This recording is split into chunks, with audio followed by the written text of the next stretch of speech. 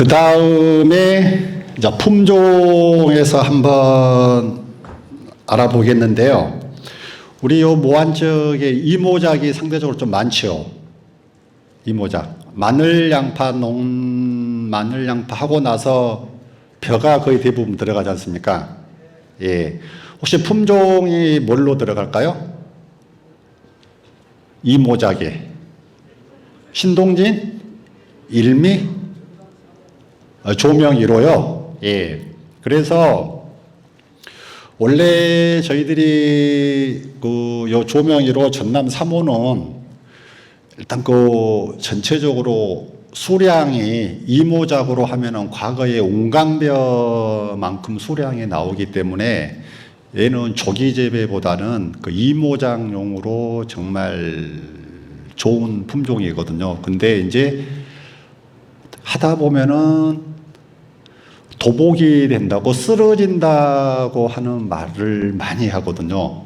이모작에서. 물론 조금 쓰러진 것은 조금 있는데 기본적으로 요 조명 1호를 이모작으로 하실 때는 일단 밑거름은 이양하실 때 우리 거의 대부분 단 한 번 비로 쓰시잖아요. 이모작에도. 근데 될 수 있으면 안 쓰시는 게 좋습니다. 왜냐하면 마늘 양파 재배하면서 그 밑에 남아있는 비료기가 충분합니다. 충분해요. 예. 그리고 50주로는 안 되고 한 60주 정도로 이양을 하셔가지고 나중에 이삭그름으로 벼 색깔 봐가면서 조절하시면은 안 쓰러지고 새청무보다 수량은 더 많이 나올 수 있는 품종이 요 조명 1호입니다. 예. 그래서 무작정하고 이모작이라고 그러면 보통 우리가 이제 6월 15일, 6월 20일 넘어가잖아요. 근데 얘는 6월 30일까지도 얼추 이양이 가능하기 때문에 굳이 이모작 이렇게 늦게 하는데 신동진, 새청무, 일미 이런 중반생종을 품종을 선택을 하면 그만큼 수량에 있어서 피해를 보실 수가 있습니다. 예. 그래서 혹시 이제 그 마늘 양파 이모작으로 해서 6월 15일, 20일 넘어서 이양을 하실 때는 이러한 조생종 품종 쪽으로 가주시고 될 수 있으면 밑거름을 쓰지 마시고 나중에 이삭거름으로 좀 조절을 해 주시면은 쓰러진 거 걱정 없이 충분히 재배를 하실 수가 있을 것입니다. 예. 그리고 새청무에 대해서는 다들 이제 몇 년 됐기 때문에 특별한 거 없이 그냥 넘어가도록 하고요. 그 다음에 이제 강대참 품종에 대해서 오늘 조금 말씀을 좀 드리고 가도록 하겠습니다. 이제 내년, 내후년부터 일단 신동진이 비충무 품종에서 빠지면은 결국에는 시장에서 요구하는 쌀은 일단 신동진처럼 좀 알이 큰 것을 많이 찾잖아요. 예.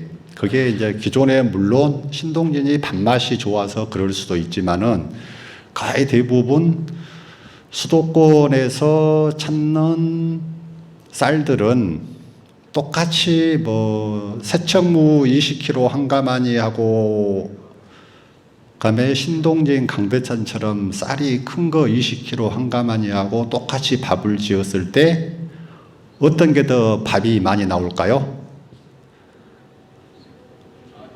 그렇죠. 알이 굵은 게 그만큼 똑같은 10kg 가지고 밥을 해도 밥이 공기수가 몇 개 더 나옵니다. 예. 그러면은 가게 입장에서는 더 이기겠죠. 똑같은 10kg인데 밥이 4공기 더 나오면은 2,000원씩만 해도 8,000원을 더 버니까. 논리는 간단합니다. 그런 논리예요. 네. 자, 그런데 거기에다가 신동진이 이제 밥맛까지 좋아요. 자, 신동진이 밥맛이 좋은 이유가 뭐겠습니까? 혹시 알고 계세요?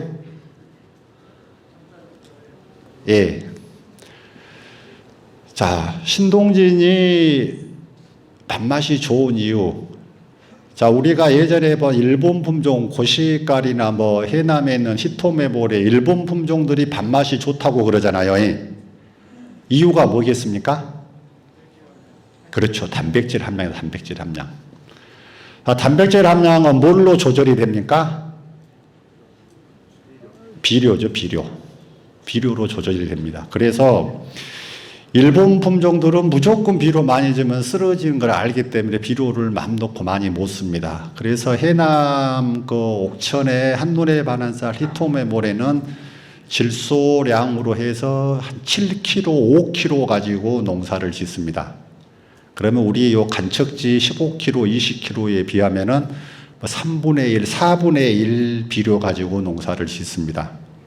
예, 그래도 석섬에서 석섬 반은 그냥 나옵니다. 그냥.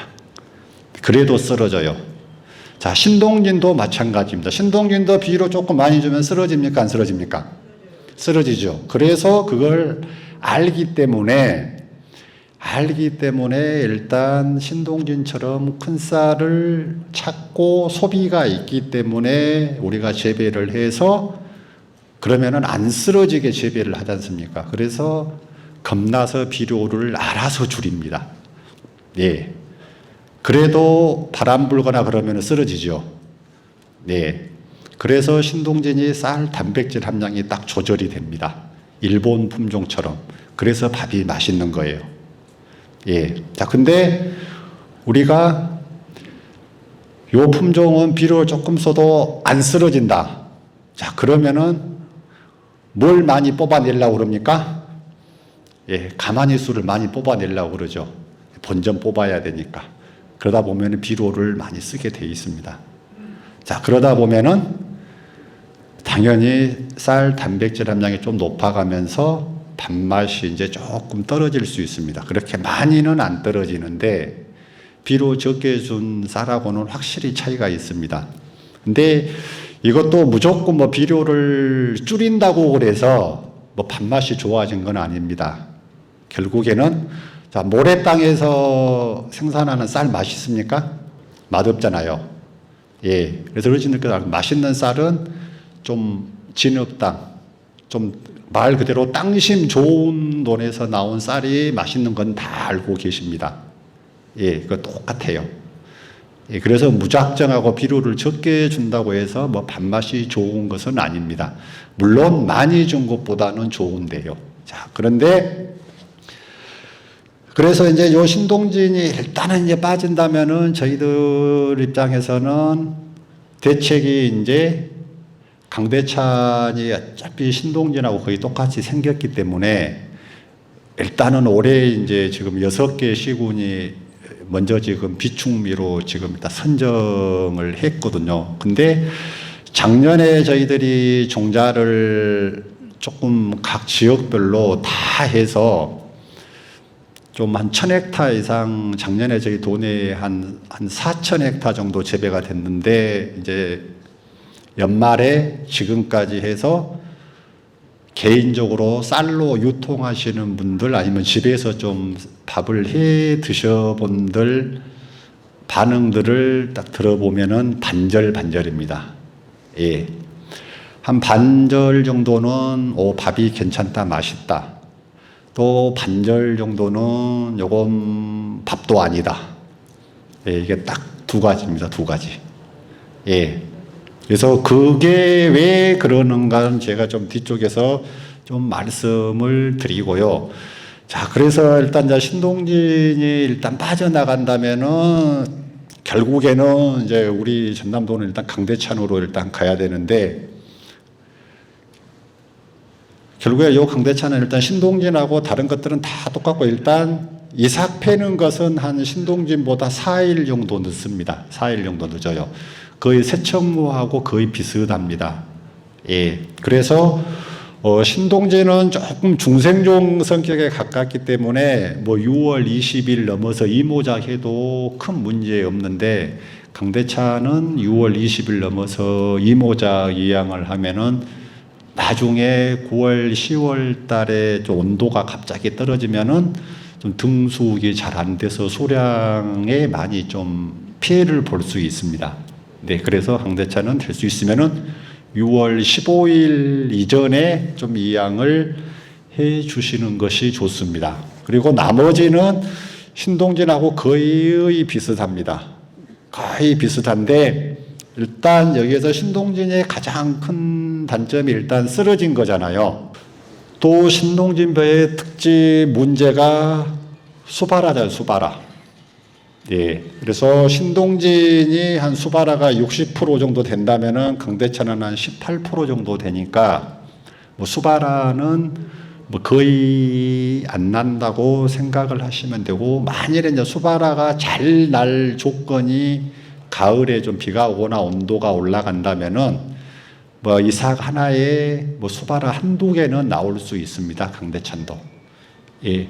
근데 일단 쓰러지지 않기 때문에 일단 수바라에는 조금 안정적일 수가 있어요. 네. 자, 그래서 한번 보겠습니다. 자, 이렇게 생겼는데요. 보면은 아래쪽이 좀 훤하잖아요. 아래쪽이 좀 훤합니다. 좀 이것은 곧, 자, 신동진벼가 좀 새끼를 많이 칩니까? 안 치잖아요. 강대찬도 마찬가지입니다. 새끼를 잘 안 칩니다. 예. 그래서 일부러 막 비료 막 줘가지고 폭시를 크게 할 필요가 없습니다. 예. 그렇게 필요가 없어요. 그리고 신동진하고 특성이 똑같이 새끼를 근본적으로 안 치는 대신 이제 알이 굵기 때문에 수량이 많이 나옵니다. 알이 크기 때문에. 예. 자. 그리고 요 지엽은 이렇게 빳빳이 서 있는 요 특성이 있습니다. 요 특성이. 그래서 작년에 그 흰남노 오면서 요 강대찬이 그 바닷가 쪽, 고흥, 뭐 해남, 완도, 뭐 진도 쪽, 바닷가 쪽에 강대찬 재배지는 태풍 지나고 나서 잎이 다 찢어졌어요, 잎이 다 찢어졌습니다.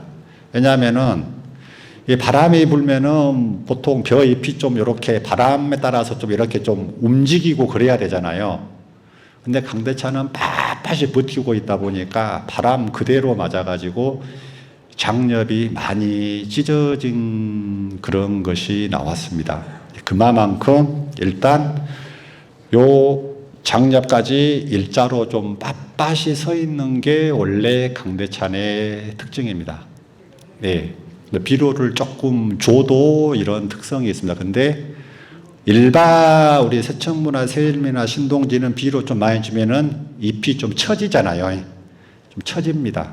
근데 강대찬은 그래도 일단은 잎이 빳빳이 버티고 서 있는 그러한 특징이 좀 있습니다. 그러다 보니까 요즘에는 그 단 한 번 비료 쓰시면서 NK는 안 쓰시죠? NK 쓰십니까? 써요? 아니, 단 한 번 비로 NK까지 다 들어있는데 왜 NK를 써요?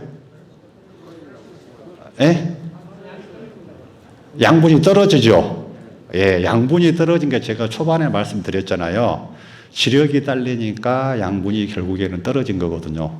예, 물론 간척지는 좀 특별한 경우가 있기 때문에 그러는데 간척지일수록 조금 땅심을 좀 키워줘야 됩니다. 근데 쓰는 비료 양은 충분한데 올해 간척지 특성상 좀 염이 올라오거나 그럴 때는 계속 물을 대잖아요.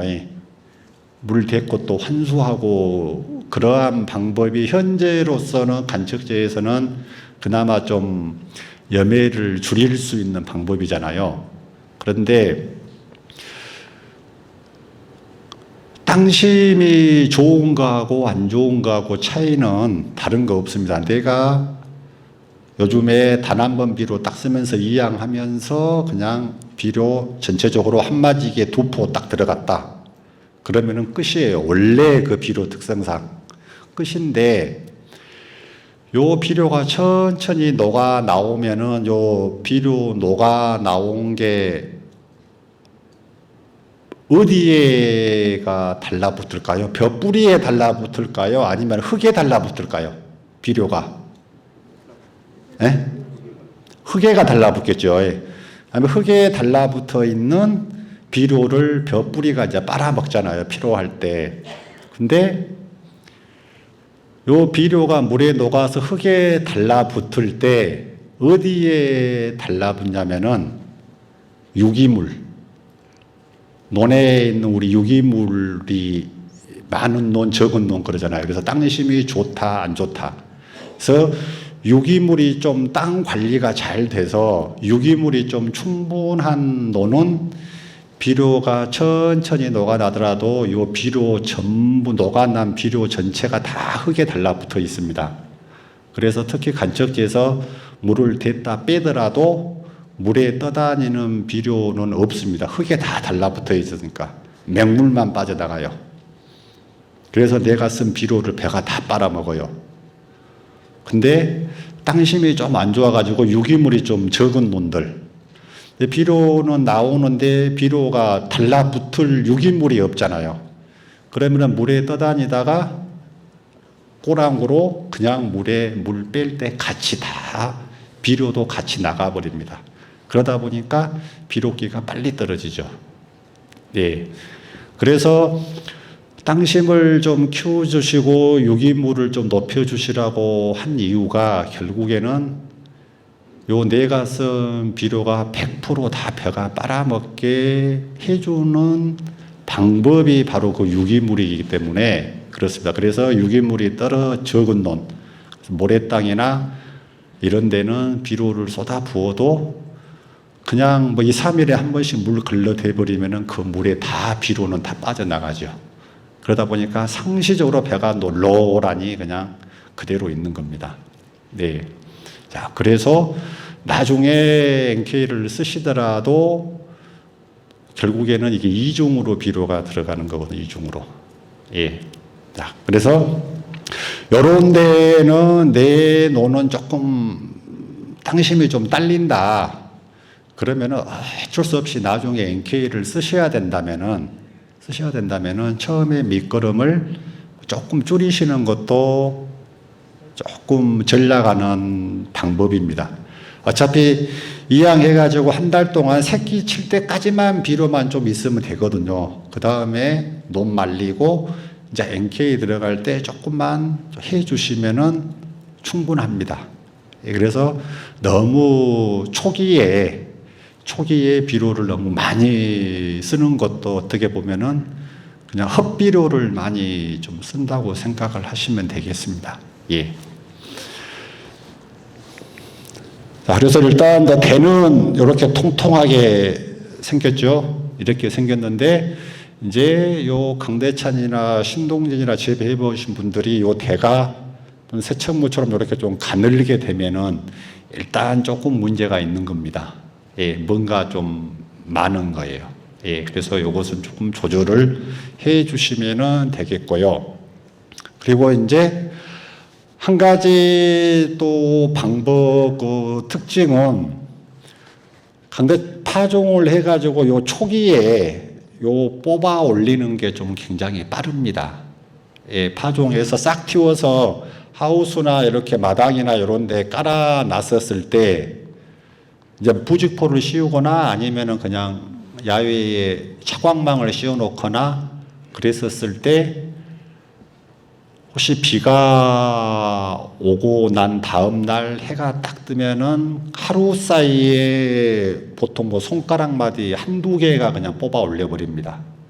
예, 그만큼 요 육묘 때 요 줄기가 쭉 뽑아 올리는 게 좀 빠르기 때문에 혹시 이제 그 논에다가 물모짜리로 해서 파종해 놓고 부직포로 씌워 놓으신 육묘를 하신 분이 계시다면은 혹시 뭐 육묘 기간에 비가 온 다음 날 좀 온도가 올라갈 때는 반드시 부직포를 벗겨서 요 크는 것을 좀 확인을 해 주셔서 너무 많이 크면은 부직포를 조금 낭창낭창하게 해 주는 것도 뭐 육묘에 있어서 좀 사고를 방지할 수 있는 방법이 되겠습니다.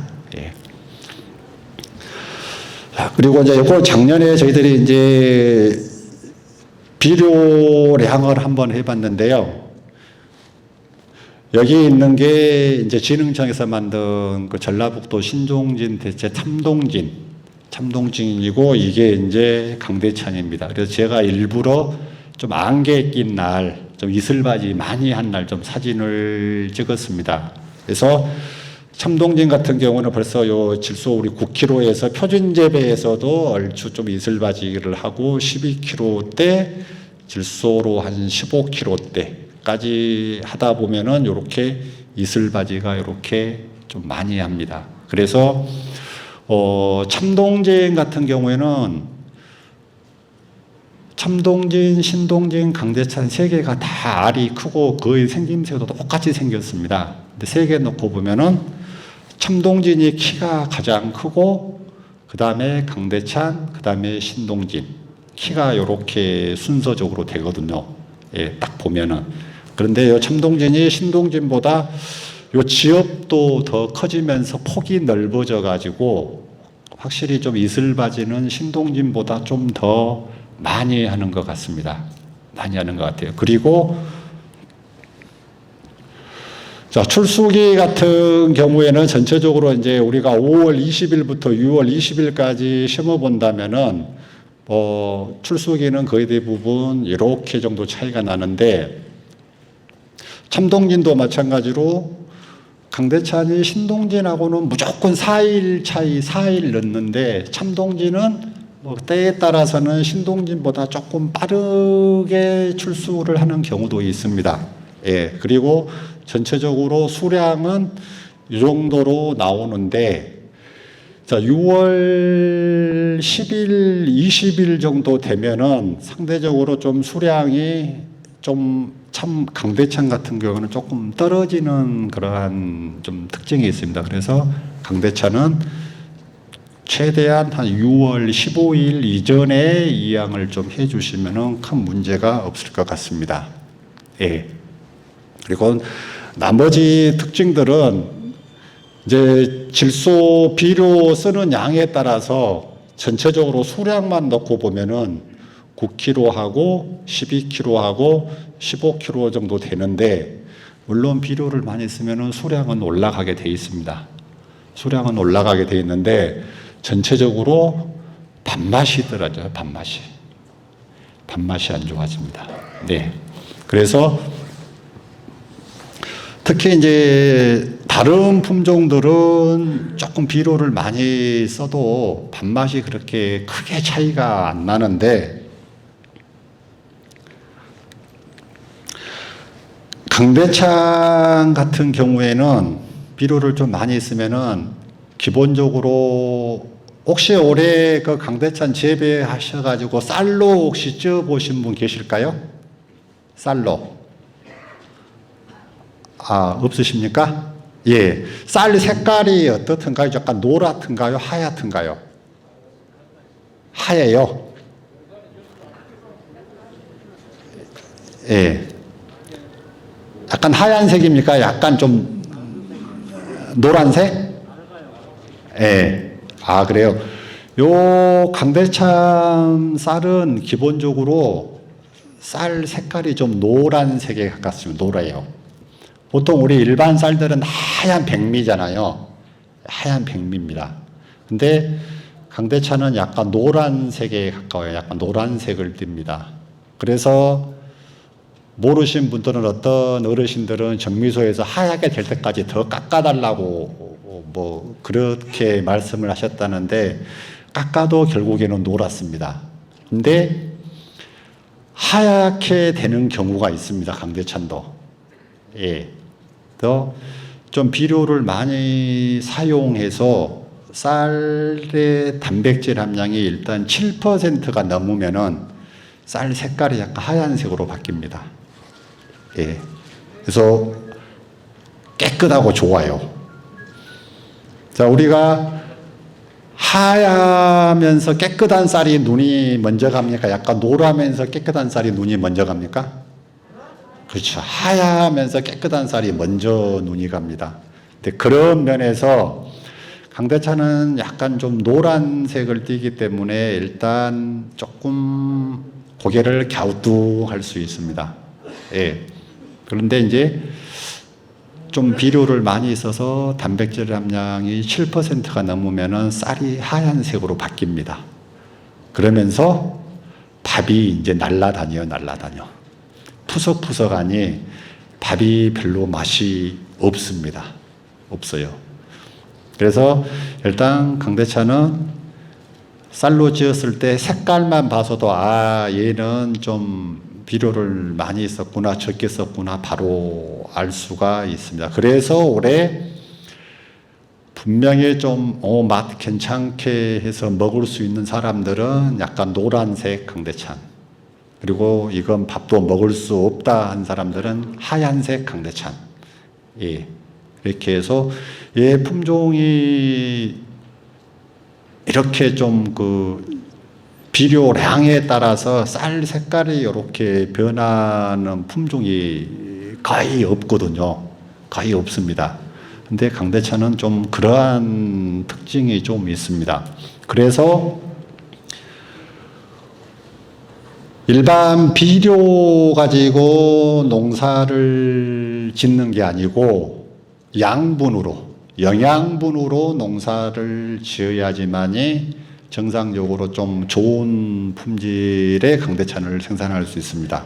그래서 양분이라는 것은 뭐 비료만 넣고 그런 게 아니고 기본적으로 비료량을 좀 줄이면서 다른 뭐 탭이나 뭐 유박이나 어떤 그런 것들, 예.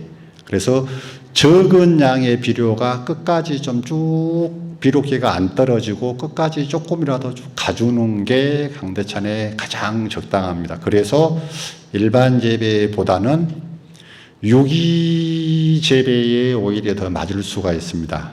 예, 우리 일반 재배 논에는 뭐 유박이나 그런 것 좀 넣기가 힘드는데 친환경이나 유기 재배 단지에는 유박이나 그런 게 보조로 나오기 때문에 뭐 충분히 넣고 지금 재배를 하고 있는 상황이잖아요. 그래서 강대찬 같은 경우에는 뭐 그 친환경이나 유기 재배에 좀 적당한 품종인 것 같습니다. 그리고 앞에서 보신 것처럼 아래쪽에가 거의 대부분 좀 깨끗하기 때문에 일단 바람은 잘 통합니다. 그리고 위쪽이 지엽이 이렇게 좀 빳빳이 서 있기 때문에 나중에 어떤 병해충이 왔을 때도 드론으로 방제를 할 때도 좀 아래쪽까지 약이 좀 들어올 수 있는 그러한 좀 유리하기 때문에, 그래서 저는 강대차는 친환경 재배에 조금 적당한 품종으로 좀 생각을 하고 있습니다. 예.